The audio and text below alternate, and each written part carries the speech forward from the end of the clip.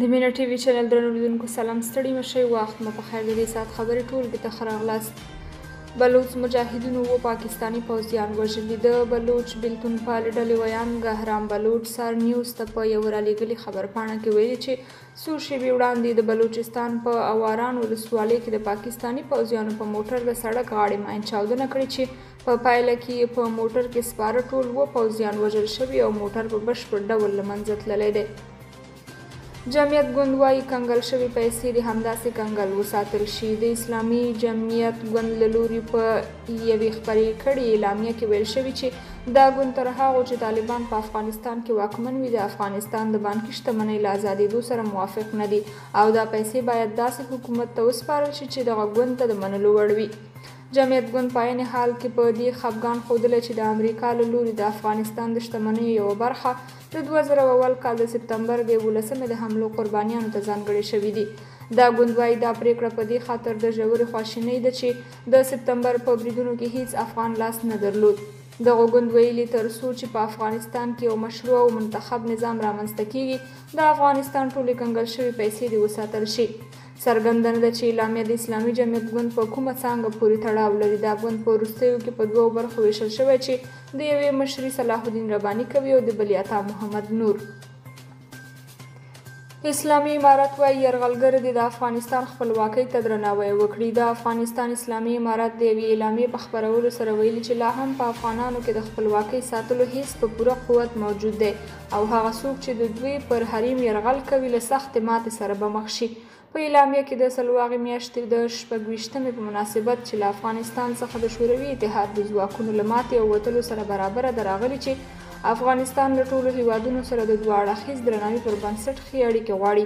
اعلامیه کاږي افغانستان پر نورو هیوادونو د تیري هوډ نه لري او له نورو هیوادونو هم ورته تمه لري. په اعلامیه کې راغلي چې افغانان سوله خوښۍ خلک دي خو پردیو ترې فرصت اخیستی دی. اعلامیه کې ټینګار شوی چې یرغلګر د له خپلو مسلسلو ماتو څخه په زده کړې د افغانستان خپلواکي ته درناوی وکړي او له دې وروسته د دغه هیواد پر خپلواکۍ له تیري څخه په کلکه ډډه وکړي. د ترهګرۍ ضد عدالت د علي وزیر د ضمانت درخواست رد کړ. کراچۍ کې د ترهګرۍ ضد عدالت د پښتون ژغورنې غورځنګ د مخکښ او له جنوبي وزیرستان د پاکستان په قومي اسمبلي کې د منتخب استازي علي وزیر د ضمانت درخواست رد کړی دی. عدالت نن په کراچۍ زندان کې د اورېدنې پر مهال خپله خوندي کړې پریکړه واوروله. تر عدالتي پریکړې وروسته د علي وزیر وکیل قادر خان ایډوکیټ مشال راډیو ته وویل چې په دې مقدمه کې د پولیسو په 4 شاهدانو کې یوازې 2 عدالت ته حاضر شول. عدالت دا پریکړه داسې مهال کړې چې پښتون ژغورنې غورځنګ د علي وزیر او نورو بندي غړو لپاره د فبرورۍ له 14 د سند اسمبلي مخې ته پرلت وهلی دی. دوی غوښتنه کوي چې د سند حکومت د علي وزیر پر ضد مقدمه بیرته واخلي. د پښتون ژغورنې غورځنګ مشر منظور احمد پښتین د فبرورۍ پر 14 ناوخته مشال راډیو ته وویل چې په دا ډول مقدمو کې که چلان هم وشي نو حکومت خپلې مقدمې بیرته اخیستلی شي. خو د سند حکومت ویان مرتضی وهاب د فبرورۍ پر 14 پر ټویټر لیکلي چې دوی نیول شوي او چلان شوي کس نشي خوشي کولی. په قطر کې د طالبانو پلاوي د اروپایي ټولنې له استازو سره خبرې پیل کړي. د طالبانو د پلاوي مشري د دوی د بهرنیو چارو سرپرست وزیر امیر خان متقي کوي. د افغانستان لپاره د اروپایي ټولنې ځانګړی استازی توماس نیکلسن په هغه غونډه کې د اروپایي ټولنې مشر مرکچي دی. د طالبانو د سیاسي دفتر ویان محمد نعیم د دې غونډې په اړه د فبرورۍ پر 14 په ټویټر لیکلي چې پر مهمو مسلو بحث کیږي. د طالبانو حکومت تر دې مخکې ویلي و چې د دوحې د غونډې هدف د بشري مرستو جلبول، د افغانستان د کنګل شوي شتمنۍ خلاصول، اقتصادي مسلې او د افغانستان اړوند نور موضوعاتو باندې بحث دی. که څه هم د اروپایي ټولنې د استازولۍ او په افغانستان کې د ملګرو ملتونو د مرستندویه ماموریت یا یونما په ګډون ګڼو سازمانونو په کابل کې خپل دفترونه پرانیستي، خو د غونډې لپاره یې د قطر پلازمینه دوحه ټاکلې او هم هملته له طالبانو سره بحثونه کوي.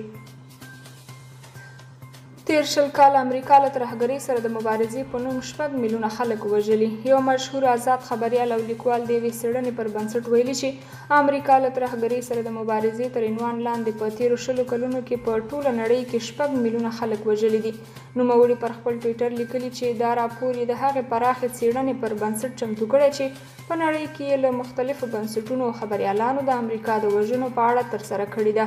هغه څرګنده کړې په داسې حال کې چې امریکایي چارواکي ځانونه د نړۍ تر ټولو بشر دوست او مهذب خلک بولي، خو په نورو هیوادونو کې په تیر 20 کلنه جګړه کې بشري حقونه تر پښو لاندې کړي دي او شاوخوا 6 میلیونه وګړي یې په بېلو نومونو وژلي دي. امریکا تر اوسه یا د څېړنې ته غبرګون نه دی ښودلی. د امریکا د بهرنیو چارو وزارت د افغانستان شتمنیو په اړه د بایډن پریکړه توجیه کوي. د متحده ایالاتونو د بهرنیو چارو وزارت ویان نیټ پرایس پرون رسنیو ته وویل افغانستان ته د 3.5 میلیارډ ډالر پانګې د ازادېدو پریکړه ورځ تر بلې د هیواد کې د بشري او اقتصادي وضعیت د خرابېدو د مخنیوي لپاره شوي. خو ښاغلی